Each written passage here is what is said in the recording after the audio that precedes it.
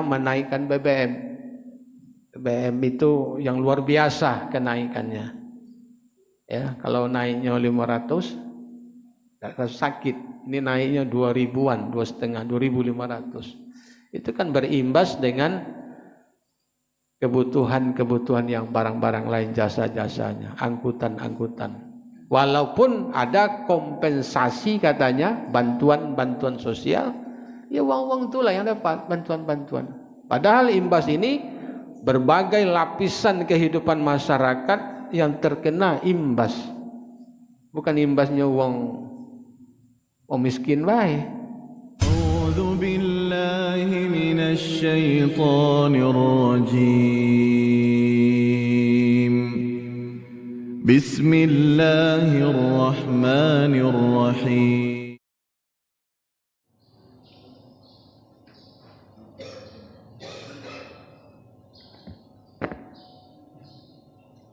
Assalamualaikum warahmatullahi wabarakatuh. Innal hamdalillah nahmaduhu wa nasta'inu wa nastaghfiruh wa na'udzu billahi min syururi anfusina wa min sayyiati a'malina. May yahdihillahu fala mudilla lahu wa may yudlil fala hadiyalah. Asyhadu an la ilaha illallah wahdahu la syarikalah wa asyhadu anna Muhammadan abduhu wa rasuluh la nabiyya ba'dah. Allahumma salli ala Muhammad wa ala alihi wa sahbihi wa mawala. Qala ta'ala a'udzu billahi minasyaitonir rajim. Ya ayyuhallazina amanu taqullaha wa qulu qawlan sadida yuslih lakum a'malakum wa yaghfir lakum dzunubakum wa may yuti'illaha wa rasulahu faqad faza fawzan 'azima.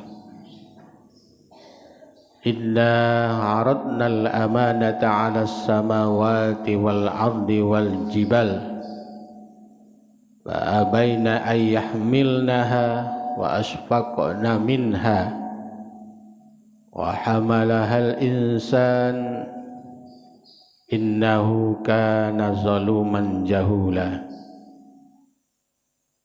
ليعذب الله المنافقين والمنافقات والمشركين والمشركات wa yatuballahu 'alal mu'minina minat wa kana Allahu ghafurur rahima. Bapak Ibu jamaah salat subuh Masjid Raya yang dimuliakan oleh Allah, tidak ada kata yang pantas yang diucapkan kecuali rasa syukur kita kepada Allah Subhanahu wa ta'ala atas begitu banyak nikmat. Kalau kita disuruh menghitung nikmat, tidak sanggup untuk menghitungnya. Kita hanya disuruh untuk mensyukurinya, serta kasih sayang kepada seluruh manusia, sehingga sampai saat ini kita semua masih diberikan berkah kehidupan. Semoga semua tergolong manusia yang mendapatkan berkah hidayah dari Allah Subhanahu wa ta'ala. Selawat dan salam tak lupa kita haturkan kepada junjungan kita Nabi Muhammad sallallahu alaihi wasallam, bahwa tokoh yang pantas kita teladani adalah Rasulullah SAW. Dengan meneladaninya adalah kunci sukses dalam menjalankan hidup, dan semoga kelak kita mendapatkan syafaat dari beliau di hari akhir nanti. Dan juga kita sebagai manusia, sebagai umat Muhammad SAW, untuk dapat secara terus-menerus menjaga, memelihara keimanan dan ketakwaan, yaitu iman dalam arti yang sebenar-benarnya,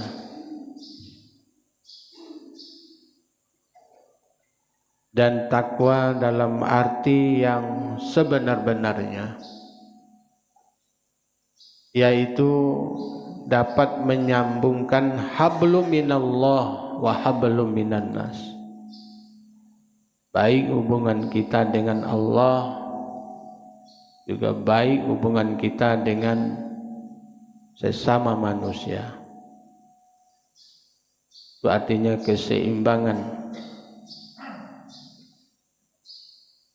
Bapak Ibu yang dirahmati Allah, adapun tema kita pada ultum kajian subuh ini adalah menjaga amanah. Bapak Ibu yang dirahmati Allah,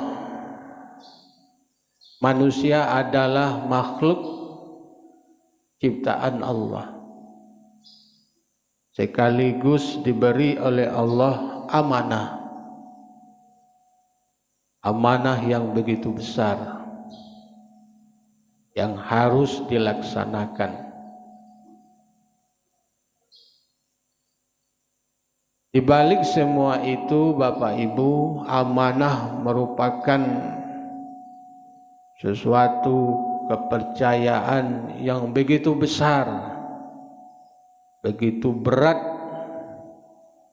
Saking beratnya diceritakan di dalam ayat yang kita bacakan tadi, inna aradnal amanata 'alas samawati wal ardi wal jibal, di mana Allah Subhanahu wa taala menawarkan amanah kepada langit, kepada bumi, kepada gunung-gunung. Fa abaina ayyahmilnaha, mereka semuanya menolak, tidak tertarik tawaran dari Allah Subhanahu wa taala. Wa asfaqna minha, sampai langit, bumi beserta gunung enggan menerima amanah itu, dan takut atau khawatir mengkhianati akan amanah itu. Wahamahal insan, maka dipikullah amanah itu oleh manusia. Innahu kana zaluman jahula, sesungguhnya manusia itu amat zalim dan amat bodoh. Kalau kita baca di dalam tafsir Ibnu Katsir, itu dijelaskan bahwa setelah Allah menciptakan makhluknya,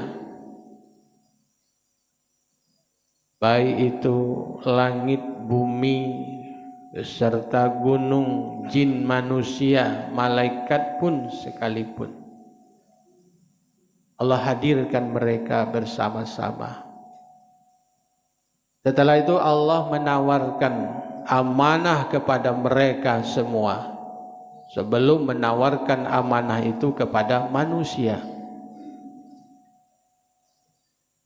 Allah tawarkan amanah itu yang pertama kepada langit, di mana langit menolak, enggan, tak sanggup ji langit. Aku inilah memikul beban 7 lapis langit yang dihiasi oleh bintang dan lain sebagainya. Di situ juga ada malaikat yang memikul aras.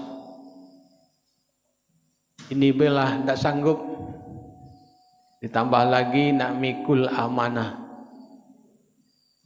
tak sanggup. Walaupun Allah menawarkan, jika engkau menerima amanah ini wahai langit, engkau akan diberikan, kalau engkau berbuat baik akan diberikan pahala, ganjaran, kemuliaan.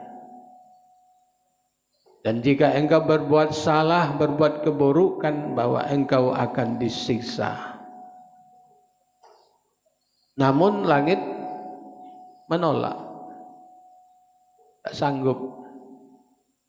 Begitu juga tawar yang diberikan oleh Allah kepada bumi. Bumi juga berkata, 7 lapis bumi yang dihiasi dengan berbagai pepohonan yang kuat, yang keras, tak disuruh memikul amanah, tak sanggup. Walaupun engkau berikan kehormatan, kemuliaan, surga, tak sanggup. Termasuk gunung-gunung juga tak sanggup memikul amanah. Terakhir Allah tawarkan kepada manusia, itu kepada Adam alaihissalam. Hai Adam, kau bersedia menerima amanah? Nah, kemudian Allah menambah dengan kata-kata, dengan ada konsekuensinya, segala akibatnya. Jika engkau berbuat baik, engkau akan mendapat pahala, ganjaran, bahkan surga yang Allah berikan. Jika engkau berbuat salah, maka engkau akan mendapat azab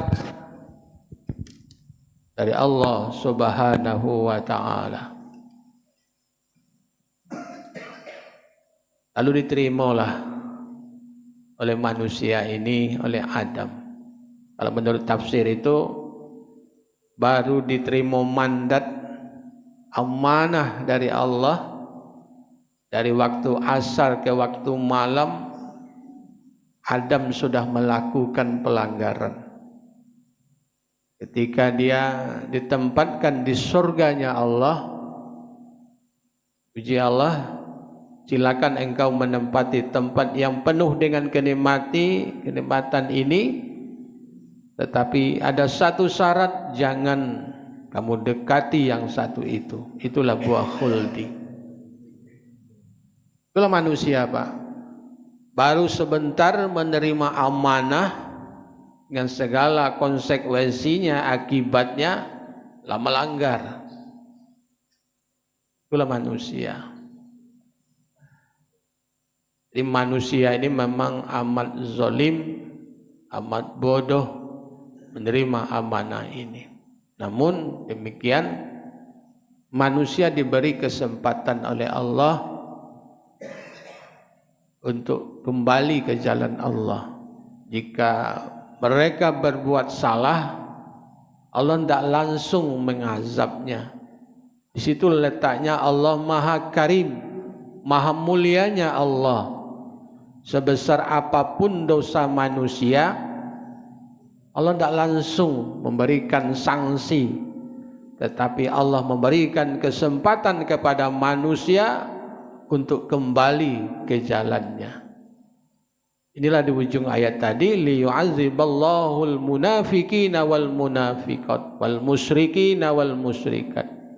Sehingga Allah mengazab, menghukum orang-orang munafik laki-laki dan munafik perempuan, orang musyrik laki-laki dan orang musyrik perempuan. Wa yatuballahu 'alal mu'minina wal mu'minat. Dan Allah Maha menerima taubatnya orang-orang yang beriman laki-laki dan beriman perempuan.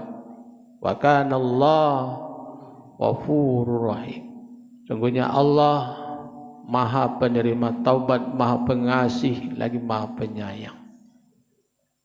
Jadi Bapak Ibu, sebesar apapun kesalahan manusia, kalau manusia bertaubat kembali ke jalan Allah, selagi nyawa masih di kandung badan, kalau dia mau kembali kepada Allah ke jalan yang lurus, taubatnya akan diterima oleh Allah. Kecuali hanya orang-orang munafik, orang-orang musyrik akan langsung diazab oleh Allah Subhanahu wa ta'ala. Bapak Ibu yang dirahmati Allah, dari ayat ini dapat kita ambil 3 poin penting. Bahwa ternyata manusia ini mempunyai tugas amanah yang dipercayakan oleh Allah di muka bumi ini, di dunia ini. Yang pertama adalah amanah sebagai khalifah. Ja'ilun fil ardi khalifah. Sebagai khalifah, sebagai pemimpin. Untuk apa? Mengelola, memelihara bumi ini. Sebagai pemimpin manusia, sebagai pemimpin bagi negara, sebagai pemimpin bagi wilayah, sebagai pemimpin bagi daerah, sebagai pemimpin sampai ke RT, termasuk pemimpin bagi keluarganya, termasuk pemimpin bagi dirinya sendiri. Semua itu kullukum ra'in wa kullukum mas'ulun 'an ra'iyah. Setiap manusia pemimpin dan akan nanti diminta akan kepemimpinan itu, diminta pertanggungjawaban oleh Allah. Nah, sekarang orang berduyun-duyun nak jadi pemimpin. Padahal pemimpin itu adalah amanah. Amanah yang harus dijaga dan dilaksanakan dengan sebaik-baiknya. Bukan untuk diperebutkan. Bahkan dengan segala cara manusia memperebutkan yang namanya kepemimpinan. Presiden itu cuma sikok. Tapi orang berduyun-duyun nak nyalon jadi presiden. Padahal itu adalah amanah yang begitu besar, khususnya Indonesia ini yang penduduknya lebih dari 250 juta. Kalau tidak benar-benar memimpinnya selama dia pimpin, tagolah nanti akan diminta pertanggungjawabannya. Tapi daripada dipimpin oleh orang non-Islam, kita harus berusaha untuk mendapatkan pemimpin itu. Jadi pilihlah pemimpin orang Islam, orang yang takut kepada Allah, orang yang mencintai Allah dan mencintai, menyayangi rakyatnya. Bukan pemimpin menerima amanah bahkan di atas kepalanya disumpah dengan atas nama Allah. Tetapi setelah dia menerima amanah, mereka melupakan, mengabaikan amanah itu sendiri. Inilah yang terjadi sekarang ini. Untuk itu mari kita berhati-hati, apalagi disumpah. Apakah sumpah itu simbolis? Baik, kita tidak tahu. Demi Allah kalau agamanya Islam, ya, demi Allah, ya, tidak takut itu, demi Allah. Tetapi beberapa hari, beberapa bulan, berjalan hari, tahun, mereka mengabaikan amanah yang begitu berat.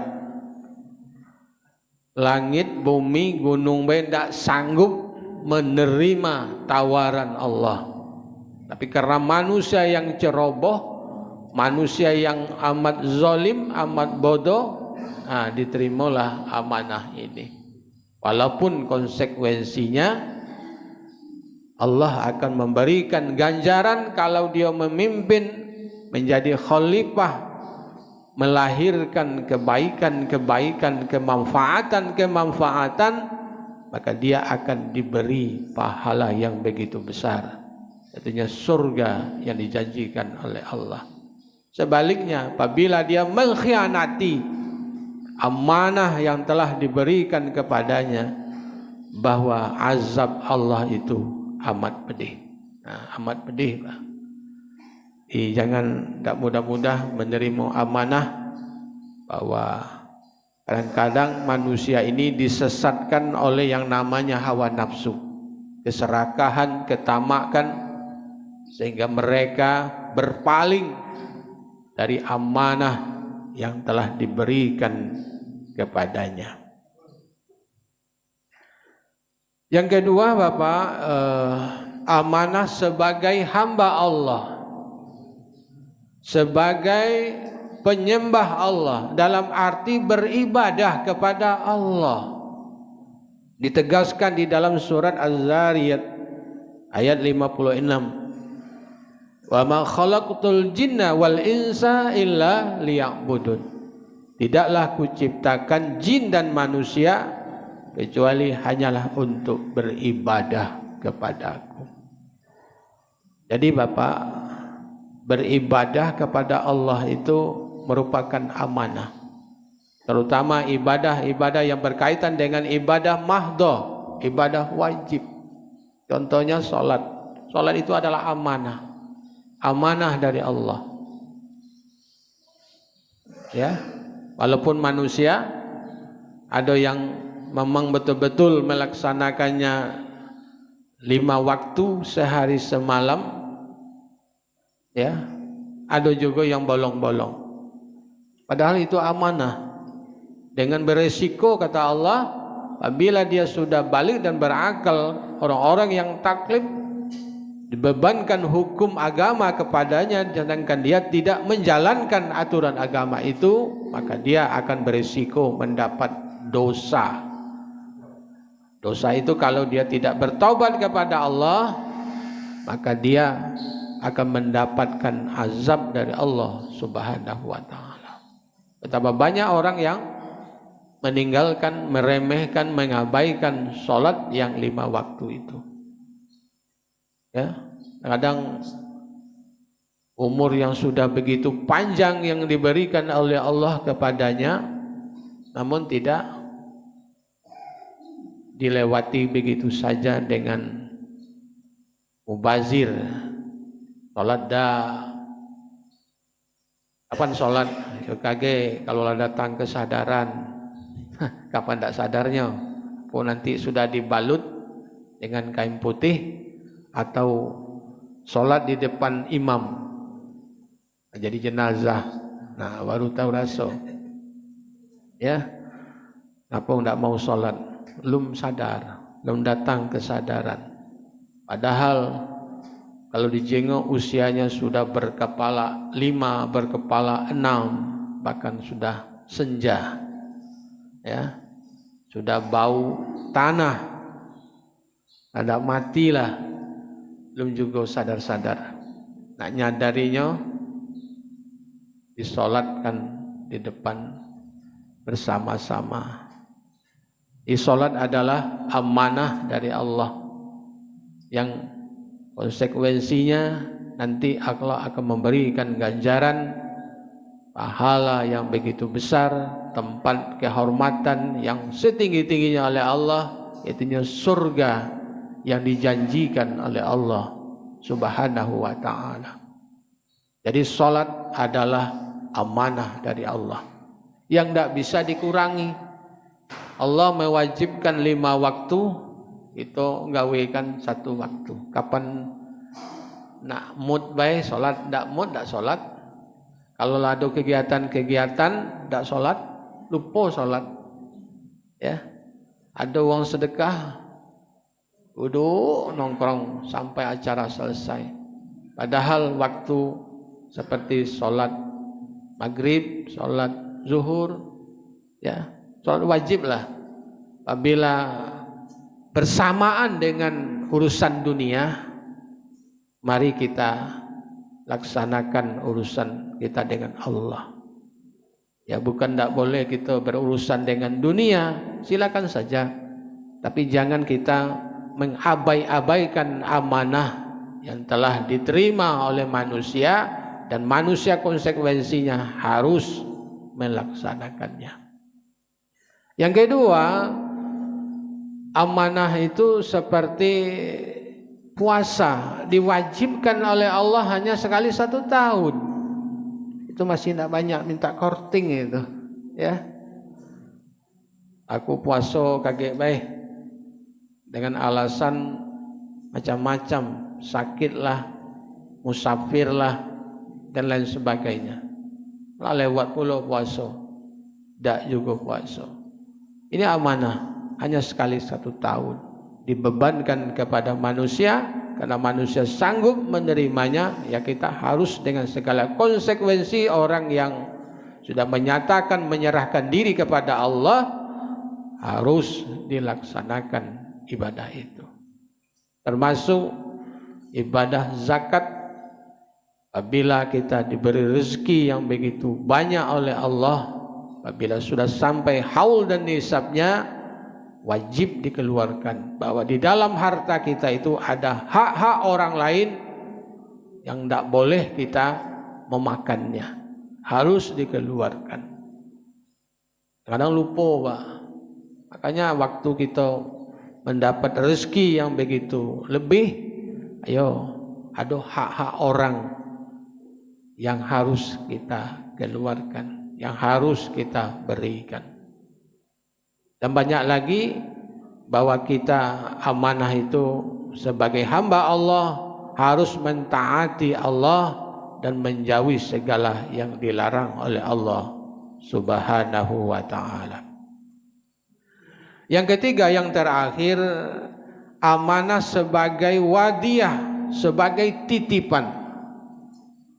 Banyak apa yang ada yang melekat pada diri kita itu adalah amanah. Harta yang melimpah ruah itu adalah amanah. Yang kita cari siang malam ditumpuk gitu ya, adalah titipan. Anak yang ada pada kita itu adalah amanah yang diberikan oleh Allah kepada kita. Kita harus melaksanakan amanah itu, membesarkannya, memberikan pendidikannya, baik pendidikan umum maupun pendidikan agama, sehingga mereka tahu dengan Allah, kenal dengan Allah, dan melaksanakan apa yang diperintahkan oleh Allah Subhanahu wa ta'ala. Istri, kalau ada istri itu amanah yang harus dijaga kehormatannya. Begitu juga ibu-ibu, bahwa Allah Subhanahu wa ta'ala memberikan semacam apa itu pakaian kepada agar mereka bisa menjaga kehormatannya, kemaluannya, agar tidak membuka pakaiannya kecuali kepada yang dihalalkan oleh Allah Subhanahu wa ta'ala. Itulah kata Allah tadi kepada Adam, jika engkau menerima amanah ini, saya siap, kata Allah, membantu menolong kamu. Ya, membantu menolong kamu. Di antaranya kata Allah, jikalau engkau melihat hal-hal yang tidak dihalalkan oleh Allah Subhanahu wa ta'ala, engkau diberi 2 mata. Itu ada kelopak mata.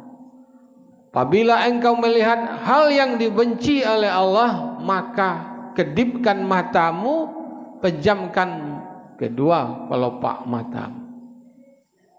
Apabila engkau melakukan, mengatakan sesuatu yang dibenci oleh Allah, itulah kita diberi lisan, diberi mulut oleh Allah, maka katuplah kedua bibirmu. Berarti tidak boleh ngomong, masing-masing ngomong gitu ini. Termasuk terakhir tadi, engkau diberi pakaian berupa kemaluan. Janganlah engkau mengumbar-ngumbar kehormatanmu, kemaluanmu, kecuali hanya kepada hal yang dibolehkan oleh Allah, dihalalkan kepadanya. Termasuk di sini adalah jabatan. Jabatan itu adalah amanah.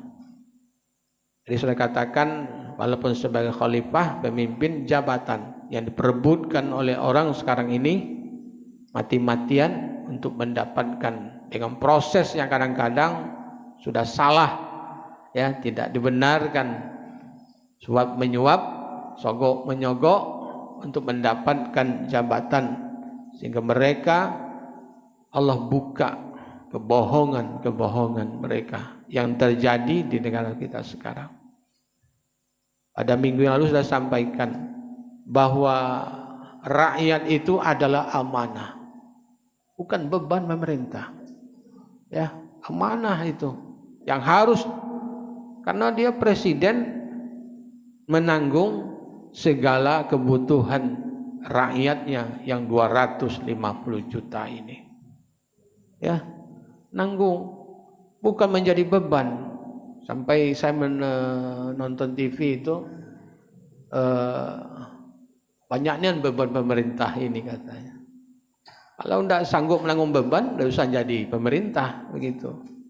Ya, sehingga memberatkan APBN sampai 502 triliun.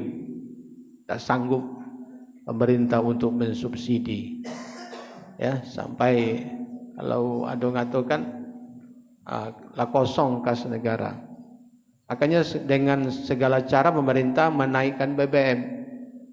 BBM itu yang luar biasa kenaikannya.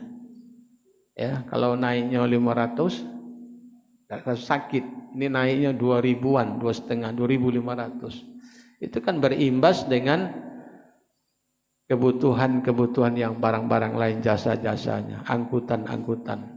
Walaupun ada kompensasi katanya, bantuan-bantuan sosial, ya uang-uang itulah yang dapat, bantuan-bantuan.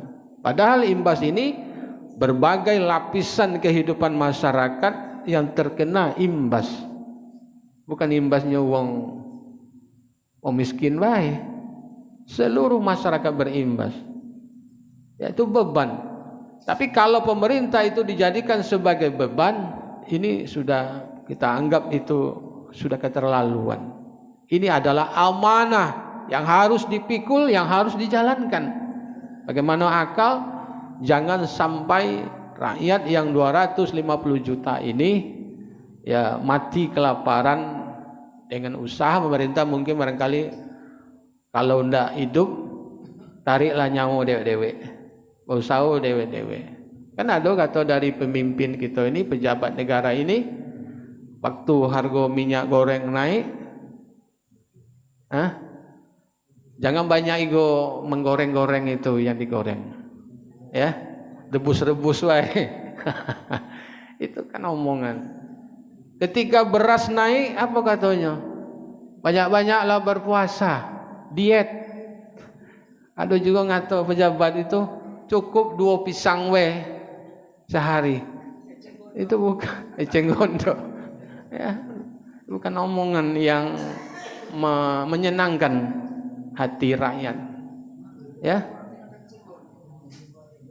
ya Allah, ya, ini bukan jadi beban. Kalau jadikan amanah itu tanggungan. Bagaimana dia bisa mencukupkan kebutuhan rakyat ini. Namun pemerintah, walaupun dia tadi subsidi separuh dari yang tadi Pak, 5,502 triliun menjadi 24,47 triliun. Yang dibantu itu adalah masyarakat 20,17 triliun atau 20,17 juta penduduk yang mendapatkan manfaat. 150 sebulan.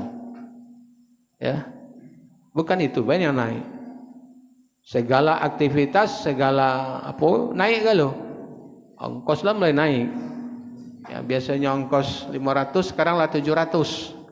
Ke Jakarta itu, ke Bandung, yang luar biasa. Ke Padang itu sudah 280.000. Kemarin hanya 200. Lawe, luar biasa. Ya, kalau pesawat ya biasanya 700-800, enggak baca 1,5 juta. Ya, inilah pendidikan-pendidikan. Sementara pemerintah memaksa. Apa yang dipaksa? Nak memeras ini, kompensasinya ini. Dia berusaha juga menyisihkan untuk membangun ini, padahal itu tidak penting, belum prioritas. Seharusnya pemerintah adalah memprioritaskan memulihkan ekonomi. Kalau ekonomi masyarakat ini tambah saroh, ya, harga sawit sampai 700-600 kilo, tidak berimbang. Jadi apa tidak dibawa uang ke pasar untuk berbelanja? Ya, mudah-mudahan kalau memang pemerintah itu, pemimpin itu memikirkan rakyatnya, bukan memikirkan diri sendiri. Bahkan pemerintah akan bebannya banyak nian. Kita masuk jenyo PNS ini kan ada pensiunan. Kalau dia pensiun, kemarin kan dituntut uang itu. Kenapa DPR itu juga dapat pensiunan juga seumur hidup itu? Karena dia yang membuat aturan, kendak dia. Ya tak? Lah diprotes uang. Kalau seandainya kan dia hanya menjabat 5 tahun, paling banyak 10 tahun. Kok seumur hidup dia dapat? Sementara PNS itu kan dipotong gajinya setiap bulan. Uji pemerintah itu merupakan suatu beban bagi pemerintah. Mana ada beban? Kalau dia langsung pensiun, langsunglah kasih uang tulak. Kan itulah jalan keluar. Tapi pemerintah inilah tidak ada jalan keluar bagi pemerintah. Jadi kalau pemerintah ini menjadikan ini suatu beban, itu sudah keterlaluan. Tapi kalau dijadikan amanah, insya Allah Allah akan memberikan jalan keluar, memberikan kemudahan. Termasuk kata Nabi, kalau khalifah pemimpin itu tidak mau membantu memberikan subsidi, kalau sekarang subsidi namanya, kepada rakyatnya yang berhak menerimanya, Allah juga akan menutup pintu keberkahan, pintu rezeki dari langit sana. Tambah saro kehidupan ini. Walaupun ada kompensasi tapi tidak membahagiakan, tambah menyengsarakan. Ya, mudah-mudahan Bapak Ibu, amanah sebagai pemimpin, sebagai khalifah, sebagai hamba Allah, sebagai titipan itu mari kita laksanakan dengan sebaik-baiknya. Mudah-mudahan Allah senantiasa menurunkan keberkahan, menurunkan rezeki, membuka pintu langit, agar pintu langit ini senantiasa memberikan rezeki yang tetap melimpah. Tapi kalau tidak, Allah akan tutup pintu rezeki itu, akan dipersusah kehidupan manusia di muka bumi, karena manusia sudah banyak mengkhianati amanah-amanah yang telah diberikan oleh Allah kepadanya. Tak tahu dia nanti itu bahwa semua itu akan dipertanggungjawabkan nanti di hadapan Allah Subhanahu wa taala. Walaupun di dunia mereka bisa berbohong dengan skenario-skenario kebohongan, tetapi Allah tidak bisa dibohongi atas amanah yang telah diberikan. Ya, mudah-mudahan Bapak Ibu, setidak-tidaknya kita amanah terhadap diri kita sendiri, keluarga kita. Mari kita jalankan tugas-tugas ini dengan sebaik-baiknya. Mudah-mudahan nanti di hadapan Allah kita bisa mempertanggungjawabkannya dengan sebaik-baiknya. Terima kasih. Wassalamualaikum warahmatullahi wabarakatuh.